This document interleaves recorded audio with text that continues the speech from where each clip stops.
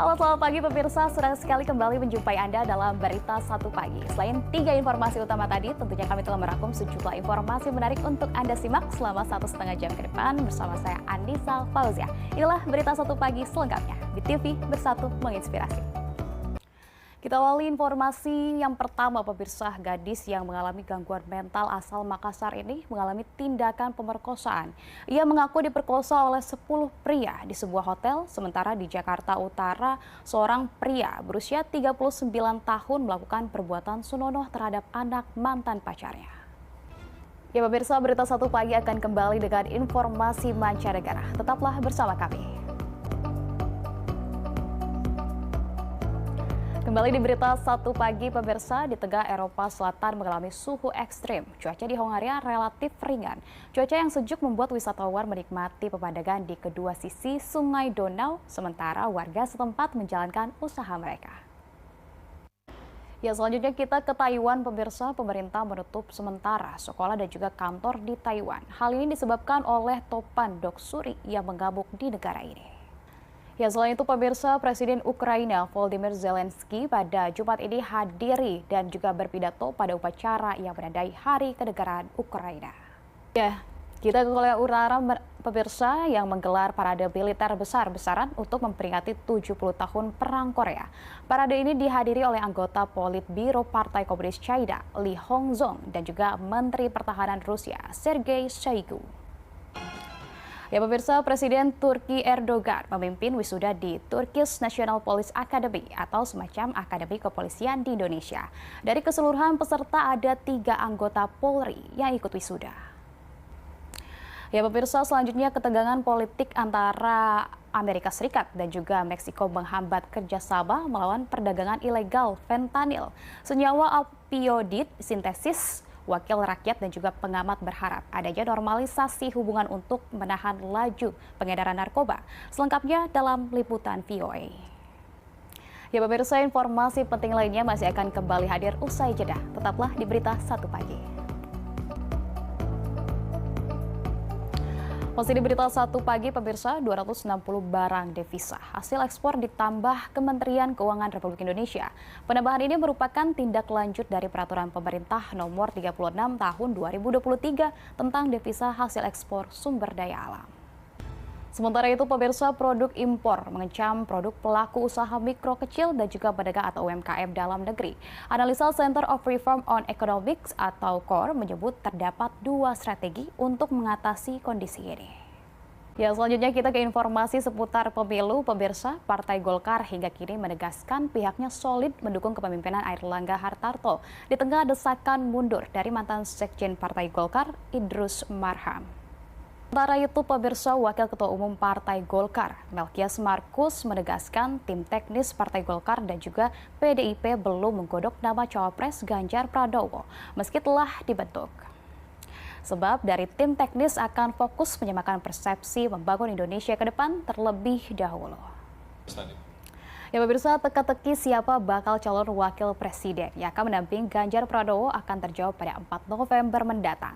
Kepastian pengumuman nama bacawa pres Ganjar ini akan disampaikan Ketua DPP PDI Perjuangan Bidang Politik dan juga Keamanan Puan Maharani. Ya, selain itu pemirsa, Forum Masyarakat Peduli Parlemen Indonesia atau Formapi menyampaikan sosialisasi penyelenggaraan pemilu tahun 2024 saat ini kurang masif. Pihaknya juga menilai penyelenggaraan pemilu kalah aktif dengan para peserta dalam melakukan sosialisasi. Ya, jangan kemana-mana pemirsa, karena informasi penting lainnya masih akan kembali hadir. Tetaplah bersama kami di Berita Satu Pagi.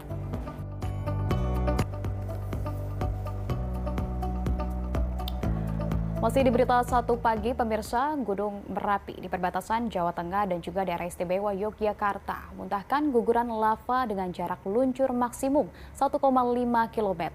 Guguran lava terjadi sebanyak 2 kali. Selain itu pemirsa, kebakaran melanda bangunan kosong di dekat Rumah Sakit Salak, Kota Bogor, Jawa Barat. Akibat kebakaran, akses ruas jalan Sudirman menuju Istana Bogor sempat ditutup total. Peristiwa kebakaran juga terjadi di ibu kota pemirsa, diduga akibat sebuah kompor gas meledak. Sebuah rumah berlantai 2 di kawasan padat penduduk Duren Sawit, Jakarta Timur hangus terbakar pada Jumat dini hari. Seorang lansia pemilik rumah ditemukan tewas di lokasi kejadian. Kita bergeser ke Jakarta Utara pemirsa, yang juga terjadi kebakaran. Diduga akibat korsleting listrik, sebuah lapak barang bekas dan juga sejumlah rumah penduduk di kota Jakarta Utara hangus terbakar. Kita ke peristiwa lain pemirsa, 8 penambang yang terjebak di sumur tambang emas Banyumas masih belum ditemukan. Tim SAR gabungan masih terus melakukan evakuasi korban. Selanjutnya pemirsa, Satuan Reserse Kriminal Polres Jember melakukan penggerbekan ke sejumlah penimbun BBM secara ilegal. Salah satu pelaku didapati mengoplos BBM dengan thinner sebelum dijual kepada konsumen. Peristiwa lain pemirsa diduga akibat cekcok rumah tangga. Satu keluarga di Ogan, Komering Ulu, Sumatera Selatan saling bacok. Akibat peristiwa itu seorang suami tewas meregang nyawa, sementara istri dan juga mertua kritis akibat luka tusuk.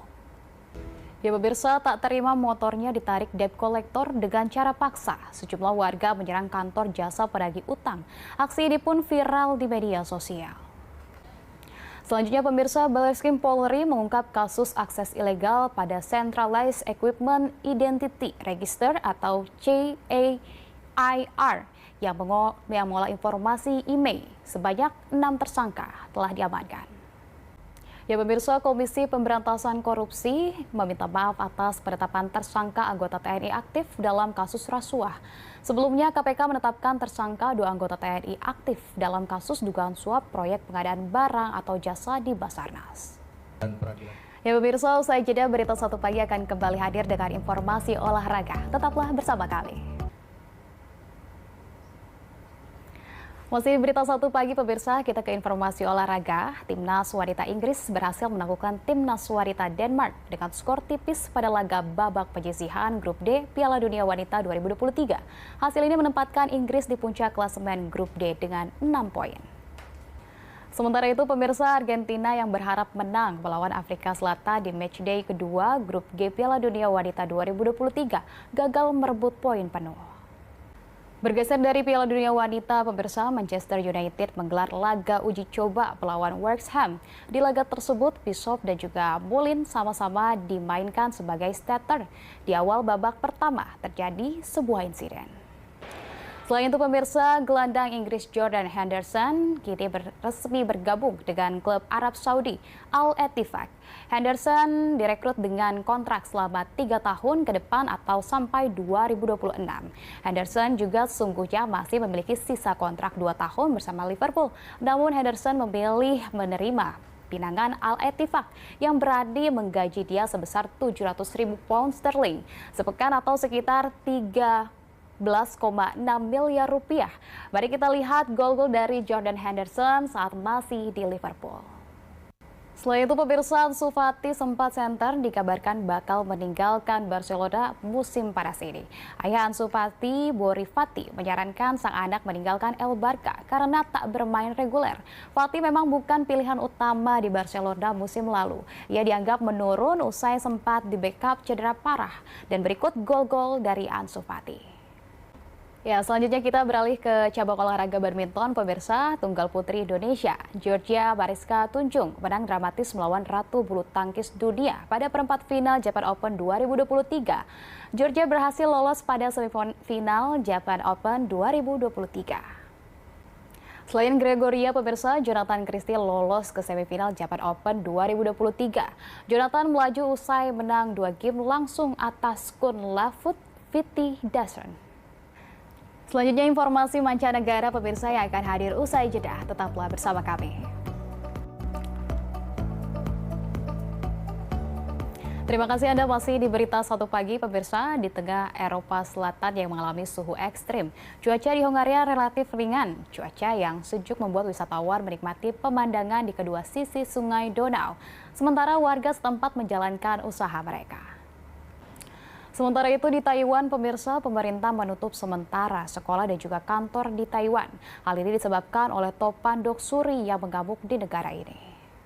Selanjutnya pemirsa, Presiden Ukraina Volodymyr Zelensky pada hari Jumat hadir dan juga berpidato pada upacara yang menandai Hari Kenegaraan Ukraina. Ya, dari Ukraina kita ke Korea Utara pemirsa yang menggelar parade militer besar-besaran untuk memperingati 70 tahun Perang Korea. Parade ini dihadiri anggota Politbiro Partai Komunis China, Lee Hong-zong, dan juga Menteri Pertahanan Rusia, Sergei Shoigu. Selanjutnya pemirsa, Presiden Turki Recep Tayyip Erdogan memimpin wisuda di Turkish National Police Academy atau semacam akademi kepolisian di Indonesia. Dari keseluruhan peserta ada 3 anggota Polri yang ikut wisuda. Selain itu pemirsa, ketegangan politik antara Amerika Serikat dan juga Meksiko menghambat kerjasama melawan perdagangan ilegal fentanyl senyawa opioid sintesis. Dari wakil rakyat dan juga pengamat berharap adanya normalisasi hubungan untuk menahan laju pengedaran narkoba. Selengkapnya dalam liputan VOA. Dan pemirsa, sebelum kita menyudahi berita 1 pagi, ada baiknya kita memantau perakiraan cuaca yang telah kami rangkum untuk Anda dari situs BMKG. Ya pemirsa, informasi tadi mengakhiri jumpa kita pagi hari ini. Saksikan terus berita 1 pagi setiap hari pukul 4.30 sampai dengan pukul 6.00 waktu Indonesia Barat. Dan juga pemirsa, jangan lupa ikuti media sosial BIT TV di Instagram, YouTube, dan juga Twitter. Mewakili seluruh kru yang bertugas, saya Anissa Fauziah, pamit undur diri. Tetap semangat dan juga selamat beraktivitas. BIT TV, bersatu menginspirasi.